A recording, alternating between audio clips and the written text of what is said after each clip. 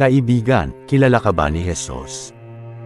Isa ka ba sa mga taong nakasulat ang pangalan sa aklat ng buhay sa langit, at sa mga sandaling ito ay nagtataglay na ng buhay na walang hanggan?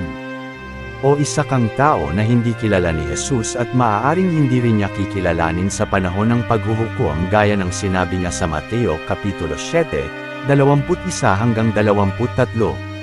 Dito ay nagsalita si Jesus at nagsabing, "Hindi lahat ng tumatawag sa akin ng Panginoon, Panginoon, ay makakapasok sa kaharian ng langit, kundi ang mga tao lamang na sumusunod sa kalooban ng aking Ama na nasa langit.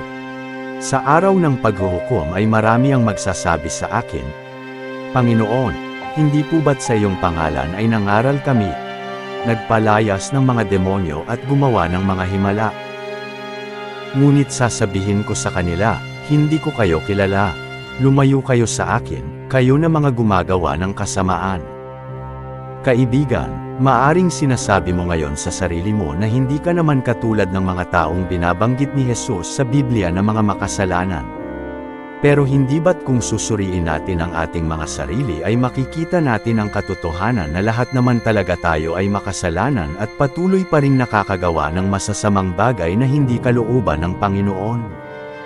Biblia na mismo ang nagsabi sa Romano 3:23, sapagkat ang lahat ay nagkasala, at walang sino mang nakaabot sa kaluwalhatian ng Diyos. Ngunit bakit kaya may mga taong tinanggap, pinawalang sala at kinilala ng Panginoong Hesus na ang mga pangalan ay nakasulat sa langit, kahit pa nga sila ay may mga pagkakataon din naman na nakagagawa pa din ng mga kasalanan? Sa Luke chapter 10 ay mababasa natin ang ilan sa halimbawa ng mga taong ito na nakasulat ang mga pangalan sa langit. Pagkatapos ng mga bagay na ito, ang Panginoon ay humirang din ng 70 iba pa. Sinugo niya sila ng dala-dalawa sa kanyang unahan. Sinugo niya sila sa bawat lungsod at dako na kanyang pupuntahan. Pagkatapos nito, ang 70 ay bumalik na may kagalakan. Kanilang sinasabi, "Panginoon, maging ang mga demonyo ay sumusunod sa amin sa pamamagitan ng iyong pangalan." Ngunit sumagot si Jesus sa kanila at nagsabing, "Gayunman, huwag kayong maging masaya dahil sa mga ito, na ang mga espiritu ay nagpapasakop sa inyo. Ngunit maging masaya nga kayo na ang inyong mga pangalan ay nakasulat sa langit." Ano ba ang ibig sabihin kapag sinabing ang pangalan mo ay nakasulat sa langit o sa aklat ng buhay? Ang sagot ay mababasa natin sa Pahayag Kapitulo 20, 13 hanggang 15. Iniluwa ng dagat ang mga patay na naroroon. Iniluwa din ng kamatayan at ng Hades ang mga patay na nasa kanila. Hinatulan ang bawat isa ayon sa kanilang mga ginawa. Pagkatapos ay itinapon din sa lawa ng apoy ang kamatayan at ang Hades. Ang lawa ng apoy ay ang pangalawang kamatayan. Ang sinumang hindi nakasulat ang pangalan sa aklat ng buhay ay itinapon sa lawa ng apoy. Makikita natin sa ating binasa na ang mga tao raw na hindi nakasulat ang pangalan sa aklat ng buhay sa langit ay itinapon sa impyerno o sa lawa ng apoy, at kabilang nga sa kanila ang mga taong binanggit ni Jesus sa Mateo Kapitulo 7, 21 hanggang 23. Sila nga ay ang mga tao na hindi tinanggap, hindi pinawalang sala at hindi rin kinilala ng Panginoong Hesus sa panahon ng paghuhukom, kahit na sila pa ay naniniwala rin naman kay Jesus, nasa ministeryo, nangaral ng salita ng Diyos at nagsabing sa ngalan ni Jesus sila raw ay nagpaalayas ng mga demonyo at gumawa ng mga himala. Pero bakit kaya sila ay hindi kinilala ni Jesus? Hindi tulad ng mga taong kasama ni Jesus na binabanggit sa Lucas Kapitulo 10, 20, kung saan si Jesus mismo ang nagbigay ng garantiya sa kanila na ang kanilang mga pangalan ay nakasulat sa langit. At sinabi rin ni Jesus sa kanila na dahil nga dito ay nararapat lamang na sila ay magsaya. Ano ang pinagkaiba ng dalawang grupo ng mga tao na ito na binabanggit sa Biblia?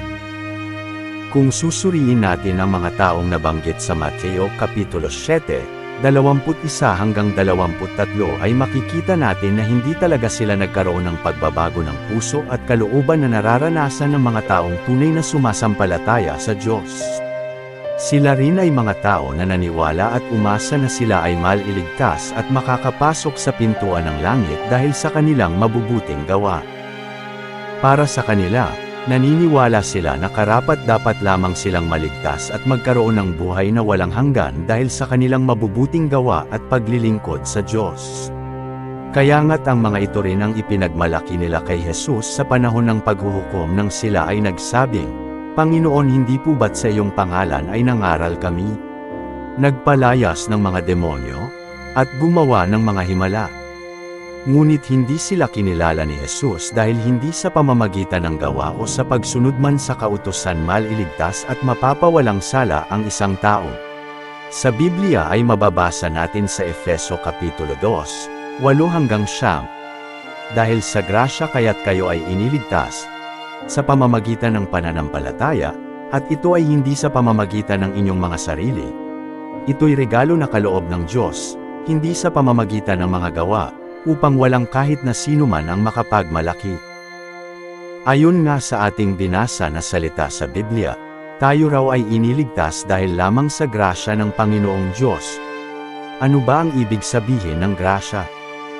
Ang grasya ay isang pabor o isang magandang bagay ni ibinibigay sa isang tao na hindi karapat-dapat para dito.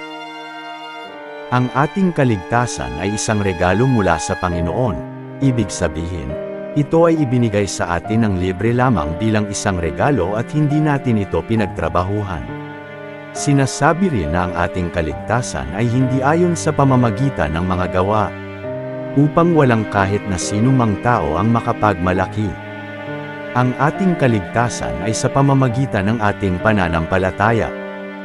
Kaibigan, napaka-importante sa buhay ng isang Kristiyano ang paggawa ng mabuti at pagsunod sa kautusan dahil isa ito sa nagpapatunay na totoo ang ating pananampalataya. Kaya nga't ang sinasabi sa Santiago Kapitulo 2, 26, sapagkat kung paanong ang katawan na walang espiritu ay patay, gayon din naman ang pananampalataya na walang mga gawa ay patay. Kung totoo ang pananampalataya ng isang tao ay mananahan sa kanya ang banal na espiritu ng Diyos at saka pa lang niya magagawa na tunay na gumawa ng mabuti at sumunod sa kautusan. Hindi mabubuting gawa at hindi rin sa relihiyon mapapawalang sala ang isang tao kundi sa tunay na pananampalataya lamang sa Diyos. Isang magandang halimbawa ay ang ating ama na si Abraham. Sa Roma Kapitulo 4, 1-8 ay ito ang ating mababasa.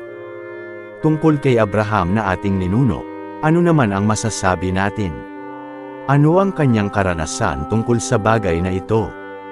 Kung itinuring siya ng Diyos na matuwid dahil sa mga nagawa niya ay may maipagmamalaki sana siya. Ngunit wala siyang maipagmalaki sa paningin ng Diyos. Ano ang sinasabi ng kasulatan? Si Abraham ay sumampalataya sa Diyos at dahil dito, siya ay itinuring ng Diyos na matuwid. Ang ibinibigay sa taong gumagawa ay hindi itinuturing na isang regalo, kundi isang kabayaran.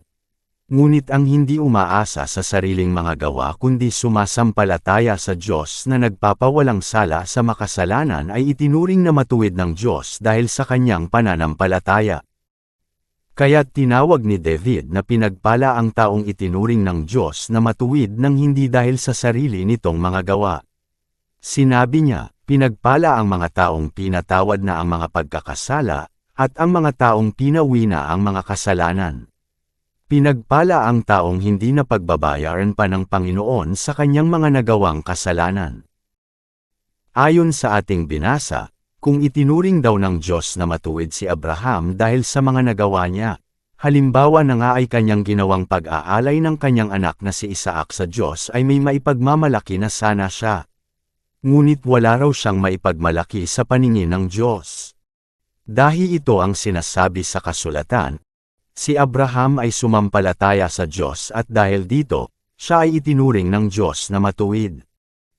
Bago pa nga gumawa ng kahit na anong kabutihan o pagsunod si Abraham sa Diyos ay itinuring na siya na matuwid ng Diyos nang dahil sa kanyang pananampalataya. Kaibigan, hindi relihiyon o kahit na anong uri ng mabuting gawa o pagsunod sa kautusan ang makapaglilinis ng ating mga kasalanan. Alam ng Panginoong Diyos na wala tayong kakayahang iligtas ang ating mga sarili sa kasalanan. Kaya gumawa siya ng paraan upang tayo ay mailigtas sa pamamagitan ng pagsugo ng kanyang kaisa-isang anak na si Heso Kristo. Namatay si Jesus sa krus upang iligtas tayo mula sa kasalanan. Siya ang umako ng kabayaran ng ating mga kasalanan. Sa Juan Kapitulo 3, 16 na ay ating mababasa. Sapagkat gayon na lamang ang pag-ibig ng Diyos sa sangkatauhan, kaya't ibinigay niya ang kanyang kaisa-isang anak, upang ang sinumang sumampalataya sa kanya ay hindi mapahamak, kundi magkaroon ng buhay na walang hanggan. At sinabi ni Jesus sa Juan Kapitulo 5, 24, Katotohanang sinasabi ko sa inyo, ang nakikinig sa salita ko at sumasampalataya sa kanya na nagsugo sa akin ay may buhay na walang hanggan, hindi na siya daranas pa ng paghahatol, sapagkat nakatawid na siya mula sa kamatayan patungo sa buhay. Sa Pahayag Kapitulo 3, 20 ay ating mababasa. Narito ako, ako'y nakatayo sa may pintuan at kumakatok, sino mang makinig sa aking tinig at magbukas ng pintuan. Papasok ako sa kanya at kakaing kasalo niya, at siya'y kasalo ko. Kaibigan, may isang kriminal na nakapako rin noon sa krus sa tabi ni Jesus, na mababasa natin sa Lucas Kapitulo 23, 42 hanggang 44. Sinabi niya, Jesus, alalahanin mo ako, pagdating mo sa iyong kaharian. At sumagot siya, katotohanang sinasabi ko sa iyo, ngayon ikaw ay makakasama ko sa paraiso. Tulad niya kaibigan, maaari mo ring kausapin ang Panginoong Jesus sa pamamagitan ng isang panalangin sa mga sandaling ito. Maaari mo ring hilingin kay Jesus na alalahanin at kilalanin ka rin niya sa araw ng paghuhukom. Humingi ka sa kanya ng kapatawaran sa lahat ng iyong mga nagawang kasalanan. Ipagkatiwala at isuko mo ang iyong buhay sa kanya. Buksan mo ang pintuan ng iyong puso at ikaw rin ay kanyang ililigtas. Magkakaroon ka ng buhay na walang hanggan kung ikaw ay sasampalataya ng totoo sa Panginoong Heso Kristo. Isang tunay na pananampalataya na nagpapakumbaba, umaamin at nagsisisi sa mga nagawang kasalanan, at naniniwala na tanging si Jesus lamang ang nag-iisang daan patungo sa buhay na walang hanggan. Ikaw ay mahuhugasan ng banal na dugo ni Jesus at dahil dito ikaw ay ipapawalang sala ng Panginoon. Si Jesus mismo ang nagpahayag na hindi ka nadaranas pa ng paghahatol sapagkat ikaw ay makakatawid na mula sa kamatayan patungo sa buhay. At nararapat mo itong ipamuhay, laging ipagpasalamat sa Panginoon at tunay nga na dapat mo itong ikasaya katulad ng sinabi ni Jesus sa mga taong nagtataglay na ng buhay na walang hanggan at ang mga pangalan ay nakasulat sa langit. Sa Lucas Kapitulo 10, 20, ay sinabi niya, Gayunman, huwag kayong maging masaya dahil sa mga ito, na ang mga espiritu ay nagpapasakop sa inyo. Ngunit maging masaya nga kayo na ang inyong mga pangalan ay nakasulat sa langit. Tandaan mo kaibigan, mahal na mahal ka ng ating tagapagligtas at Panginoong Heso Kristo, pagpalain ka nawa ng ating banal na Diyos.